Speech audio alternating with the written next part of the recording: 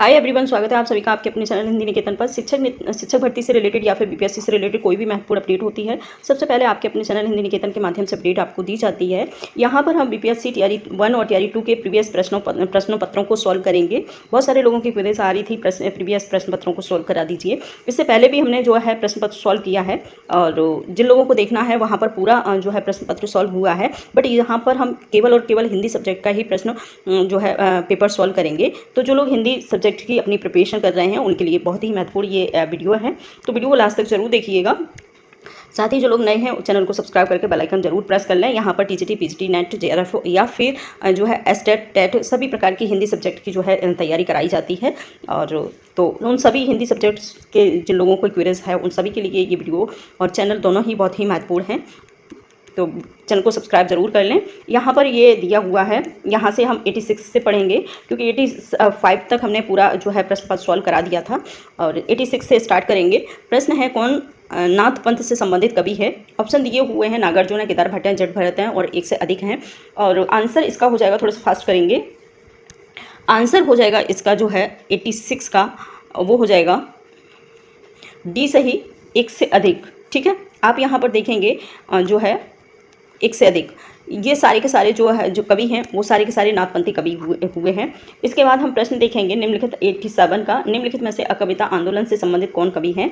और लिखा हुआ है सौमित्र मोहन है, जगदीश हैं, श्रीकांत हैं। तो आंसर इसका जो हो जाएगा 87 का वो हो जाएगा डी सही, एक से अधिक। ठीक है, और इसमें जो है सौमित्र और कविता से जुड़े हुए हैं लक्ष्मीकांत वर्मा हैं, तो ये एक से अधिक हैं। प्रश्न देखेंगे 88 को, कौन अष्टछाप कवि के अष्टछाप के संस्थापक हैं? आपने देखा होगा अष्टछाप कवियों में सबसे महत्वपूर्ण जो है विट्ठलनाथ को माना जाता है और इन्होंने ही अष्टछाप की स्थापना की थी, विट्ठलनाथ। इसका आंसर सही हो जाएगा 1565 में। ठीक है, 1565 में विट्ठलनाथ ने अष्टछाप की स्थापना की थी। प्रश्न देखेंगे नेक्स्ट दूसरा, निम्नलिखित में से कौन प्रयोगवादी कवि है? तो आप सभी लोग जानते होंगे अग्गे का नाम सर्वोपर आता है, तो अग्गे ही इसका आंसर हो जाएगा। प्रश्न नंबर 89 का आंसर हो जाएगा ए सही, यानी कि अग्गे। बाकी महादेव वर्मा और जयशंकर प्रसाद ये छायावादी कवि हैं, तो आंसर इसका ए होगा। प्रश्न देखेंगे 90, निम्नलिखित में से कौन फर्डिसो रेडू द्वारा रचित उपन्यास है? तो आप देख सकते हैं मैला आंचल, तितली और पत्री परिकथा। आप यहाँ देखेंगे मैला आंचल और ये परती परिकथा दोनों ही फर्डिसो रेडू के महत्वपूर्ण उपन्यास हैं। तितली जो है जयशंकर प्रसाद का है, जयशंकर प्रसाद का महत्वपूर्ण उपन्यास है, तो आंसर हो जाएगा एक से अधिक सही 90 का। ठीक है, डी आंसर होगा डी सही। प्रश्न देखेंगे 91 को, यहाँ पर ये जो है पैरा दिया है, पैरा आप खुद पढ़ सकते हैं। यहाँ पर सिर्फ मैं आंसर बताने वाली हूँ इस वीडियो में, और जल्दी से उन प्रश्नों को देखेंगे। यहाँ पर देखेंगे 91 प्रश्न को, निम्नलिखित में से कौन सा उपरोक्त गद्यांश का उपयुक्त शीर्षक है? शीर्षक बताना है गद्यांश का, और आंसर इसका जो हो जाएगा वो हो जाएगा 91 का सी सही, पुस्तकालय और भारत। ठीक है, इसमें पुस्तकालय के विषय में दिया हुआ है। प्रश्न देखेंगे 92 को, पुस्तकों का संग्रह करना आजकल की तरह सरल बात न थी। ठीक है, और ऑप्शन दिए हुए हैं, लिपि के आविष्कार से पहले, पुस्तकों के निर्माण से पहले, मुद्रण कला के आविष्कार से पहले। आंसर सी हो जाएगा, और मुद्रण कला से पहले जो है पुस्तकों को इकट्ठा करना और कोई सरल बात नहीं थी, बहुत मुश्किल होता था। प्रश्न देखेंगे 93 का, प्राचीन काल में भारत का बड़ा महत्व था, क्यों? क्योंकि भारत में भारत को विश्व गुरु माना जाता था, और क्योंकि भारत में विश्व के अनेक दूर स्थित देशों से विद्यानुरागी पढ़ने आते। तो आंसर हो जाएगा इसका बी, क्योंकि भारत में बहुत दूर दूर से बहुत सारे लोग विद्या के जो प्रेमी थे वो पढ़ने के लिए आया करते थे। प्रश्न देखेंगे 94 को, पुस्तकालय भारत के लिए एक नई वस्तु न थी। ठीक है, और क्यों? क्योंकि भारत में आरंभ से ही ज्ञान विज्ञान पठन पाठन होता था, क्योंकि भारत में ज्ञान विज्ञान की तरह विज्ञान की परंपरा न थी। ठीक है, और क्योंकि भारत रूढ़िवादी देश है। आंसर हो जाएगा इसका जो है ए सही। ठीक है, प्रश्न देखेंगे इसका 95 को, प्रश्न है साहित्य की उन्नति के महत्वपूर्ण साधन हैं। ठीक है, वैभव है, भूमि है, पुस्तकालय है। तो आंसर हम सभी जानते हैं क्या होगा, आंसर इसका हो जाएगा 95 का सी सही, पुस्तकालय। ठीक है, प्रश्न देखेंगे नेक्स्ट दूसरा 96, पुस्तकालय का संग्रह शुरू हुआ है साहित्य लेखन से पहले, लिपि के आविष्कार के साथ और अंधविश्वास के अंत के बाद, उपयुक्त में से एक से अधिक या फिर कोई भी नहीं है। ठीक है, आंसर हो जाएगा 96 का वो हो जाएगा बी सही, लिपि के आविष्कार के साथ ही पुस्तकालय का संग्रह होना स्टार्ट हो चुका था। ठीक है, प्रश्न देखेंगे साहित्य के इतिहास का जीता जागता साक्ष्य है, देवालय है, नृपालय है या फिर पुस्तकालय है। आंसर सी हो जाएगा। 87 का सी। ठीक है, इसके बाद हम प्रश्न देखेंगे 98। ठीक है, पुस्तकालय के आने से पहले पुस्तकों का संग्रह होता था। नृपालय में, देवालय में, शास्त्रागार में उपयुक्त में से एक से अधिक में या फिर कहीं भी नहीं होता था। तो आंसर हो जाएगा प्रश्न नंबर है 98 का डी सही। प्रश्न नंबर है 98 का डी सही, यानी कि एक से अधिक जगह पर कहीं देवालयों में, नृपालय में और शास्त्रागार में इन पुस्तकों का जो है आंसर इसका जो होगा, आंसर इसका जो हो जाएगा ई सही होगा। उपयुक्त में से कोई भी नहीं ना, जब पुस्तकों ही नहीं थी। पुस्तकालय के आने से पहले पुस्तकों का जो होता था, जो संग्रह होता था, वो जो होता था मतलब कहीं करा नहीं जाता था, बस रख दिए जाते थे। मतलब आंसर इसका जो हो जाएगा वो हो जाएगा ई सही।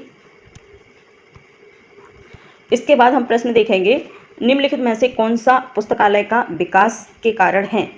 पुस्तकालय के विकास के कारण कौन से हैं? धर्म है, राष्ट्र है, मुद्रण कला या का आविष्कार है। उपयुक्त में से कोई भी नहीं है। तो पुस्तकालय का विकास के कारण जो है 99 प्रश्न नंबर है, और प्रश्न नंबर 99 का जो हो जाएगा सी सही हो जाएगा, मुद्रण कला के आविष्कार। ठीक है, आंसर हो जाएगा इसका सी सही। प्रश्न नेक्स्ट दूसरा देखेंगे हम। प्रश्न देखेंगे 100। प्रश्न है भारत को अपने अतीत गौरव पर गर्व है। देवालय के बल पर है, पुस्तकालय के बल पर है, नृपालय के बल पर है, या फिर कोई भी नहीं है। तो आंसर हो जाएगा इसका जो है 100 का बी सही, पुस्तकालय के दम पर, क्योंकि इसमें भारत में बहुत सारी ऐसी पुस्तकें हैं जो बहुत अथाह भंडार है ज्ञान का। इसके बाद हम प्रश्न देखेंगे। प्रश्न नंबर यहाँ पर ये पैरा दिया हुआ है, पैरा को पढ़ भी सकते हैं, एक बार पढ़ ही लेते हैं। निम्नलिखित में से गद्यांश ध्यानपूर्वक पढ़िए और पूछे गए प्रश्नों का सही विकल्प करिए। इस संसार में धन ही सब कुछ नहीं है। धन की पूजा तो बहुत कम जगहों पर होती है, देखी गई है। संसार इतिहास उठाकर देखिए और उदाहरण ढूंढ कर अपने सामने रखिए, तो आपको विदित हो जाएगा कि जिनकी हम उपासना करते हैं उनके लिए हम आंखें बिछाने तक के लिए तैयार हो जाते हैं। जिनकी स्मृति तरोताज़ा रखने के लिए हम अनेक तरह के स्मारक चिन्ह बनाकर खड़े करते हैं। उन्होंने रुपया कमाया है, रुपया कमाने में अपना समय नहीं बिताया था, बल्कि उन्होंने कुछ ऐसा काम किए थे जिनकी महत्ता हम रुपए से अधिक मूल्यवान समझते हैं। जिन लोगों के जीवन का उद्देश्य केवल रुपया बटोरना है, उनकी प्रतिष्ठा कम हुई है। अधिकांश अवस्थाओं में उन्हें किसी ने पूछा तक नहीं है। उन्होंने जन्म लिया, रुपया कमाया और परलोक की यात्रा की। किसी ने जाना तक नहीं कि वे कौन थे और कहाँ गए। मानव समाज स्वार्थी अवश्य है, पर वह स्वार्थ की उपासना करना नहीं जानता। ठीक है, और अतः में वे ही पूजे जाते अंत में वही पूजे जाते हैं जिन्होंने अपने जीवन को अर्पित करते समय समुच्च मनुष्य तत्व का परिचय दिया है। ठीक है, ये महत्वपूर्ण जो है गद्यांश है। अब इसके हम प्रश्नों को देखेंगे। प्रश्न है धन के प्रति अति आग्रह होने से मनुष्य स्वार्थी बन जाता है। अपने उसमें धन लोलुपता आ जाती है, वह श्रेष्ठ बन जाता है। उपयुक्त में से एक से अधिक या फिर है कोई भी नहीं। प्रश्न नंबर 101 देखेंगे।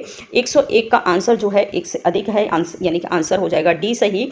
इसमें मनुष्य स्वार्थी भी हो जाता है और धन लोलुपता भी आ जाती है। ठीक है, तो इसके बाद हम प्रश्न देखेंगे नेक्स्ट 2।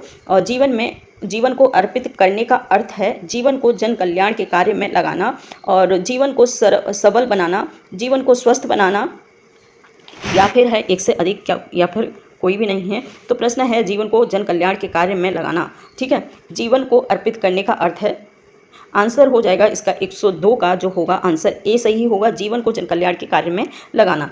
ठीक है, प्रश्न देखेंगे नेक्स्ट दूसरा। प्रश्न नंबर है 103। कौन जन्म लेता है, रुपया कमाता है और मर जाता है? जो दानी होते हैं, जो अपने जीवन को अर्पित करते हैं, जिनके जीवन का उद्देश्य धन संग्रह होता है। तो आंसर हो जाएगा इसका सी सही, जिनके जीवन का उद्देश्य केवल धन संग्रह होता है। वो जन्म लेते हैं और पैसा कमाते हैं, उसके अंत में वो खुद मर जाते हैं। इसके बाद प्रश्न देखेंगे नेक्स्ट दूसरा। प्रश्न नंबर है 104। अंत में वही पूछा जाता है जो बलवान होता है, जो धनवान होता है, जो शक्तिशाली होता है। और उपयुक्त में से एक से अधिक। अंत में वही पूछा जाता है जो शक्तिशाली होता है। ठीक है, प्रश्न नंबर 104 का जो आंसर है वो है प्रश्न नंबर 104 का जो आंसर है वो है ई सही, इनमें से कोई भी नहीं। तो क्योंकि अंत में तो वही पूछा जाता है जो ज्ञानवान हो, जो ज्ञानी हो और अपने ज्ञान से सबको एक समान समझता हो। ठीक है, तो आंसर हो जाएगा ई सही। प्रश्न देखेंगे 105। संसार में वही उपासना होती है, उन्हीं की उपासना होती है जो खूब रुपए कमाते हैं, जिनके पास धन का भंडार होता है, जो जीवन को अर्पित कर सच्चे मनुष्य तत्व का उदाहरण होते हैं। तो आंसर सी सही हो जाएगा, जो जीवन को अर्पित कर सच्चे मनुष्य तत्व की उदाहरण बनते हैं। आंसर होगा डी सही। प्रश्न देखेंगे 106 और धन लोलुपता व्यक्ति समाज में सम्मानित होता है, विस्मृत कर दिया जाता है, अप्रतिष्ठित होता है। ये एक से अधिक है या फिर है कोई भी नहीं। तो आंसर इसका जो हो जाएगा डी सही, एक से अधिक।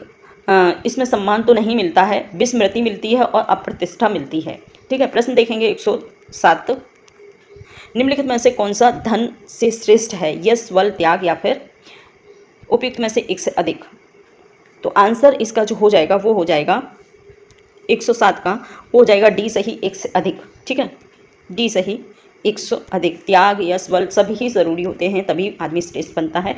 प्रश्न देखेंगे 108, सच्चे मनुष्य तत्व का उद्देश्य है धन संग्रह कमाना और धन लोलुपता का अभाव और जीवन को दूसरों के कल्याण में अर्पित करना, एक से अधिक या फिर है कोई भी नहीं। तो सच्चे मनुष्य तत्व का उद्देश्य जो होता है वो होता है जीवन को दूसरे के जन कल्याण में अर्पित कर देना। प्रश्न नंबर 8 हो जाएगा, 108 का जो आंसर है सी सही हो जाएगा।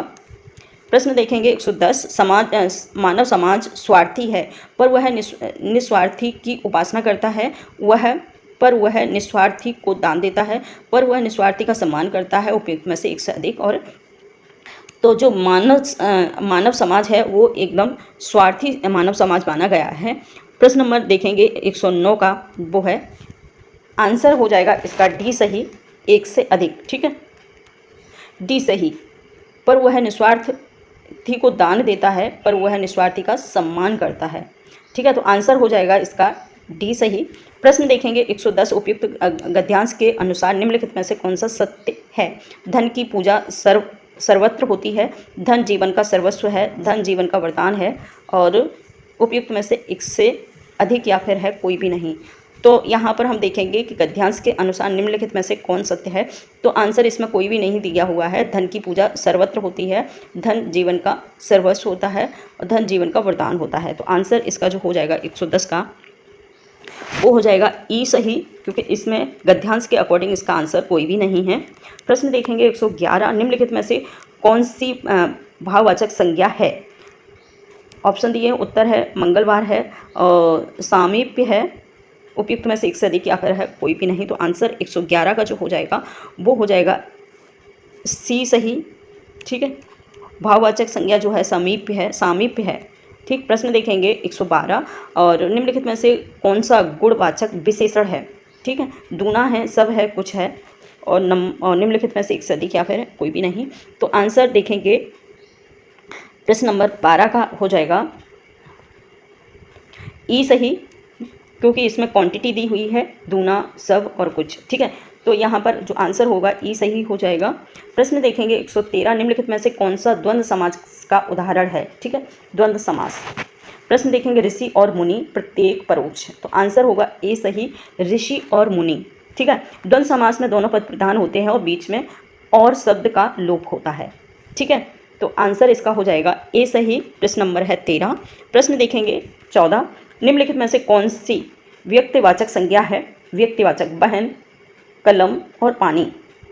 तो आंसर हो जाएगा इसका व्यक्तिवाचक संज्ञा, जहाँ पर हम किसी नाम या पर्सनल किसी व्यक्ति का नाम या फिर जगह का नाम लेते हैं तो वहाँ पर व्यक्तिवाचक संज्ञा का जो है प्रयोग होता है। प्रश्न नंबर है 114, तो इसमें कोई भी नहीं है आंसर। ठीक है, प्रश्न देखेंगे 15, निम्नलिखित में से कौन सी सकर्म क्रिया है? खाना है, कहना है, दौड़ना है और है उपयुक्त में से एक से अधिक या फिर है कोई भी नहीं। आंसर हो जाएगा इसका 15 का जो है आंसर हो जाएगा डी सही, उपयुक्त में से कोई भी नहीं, एक से अधिक, सॉरी, आंसर हो जाएगा डी सही, एक से अधिक। ठीक है, प्रश्न नंबर 15। इसके बाद हम देखेंगे प्रश्न नंबर 16 को, निम्नलिखित में से कौन सी समास की परिभाषा है?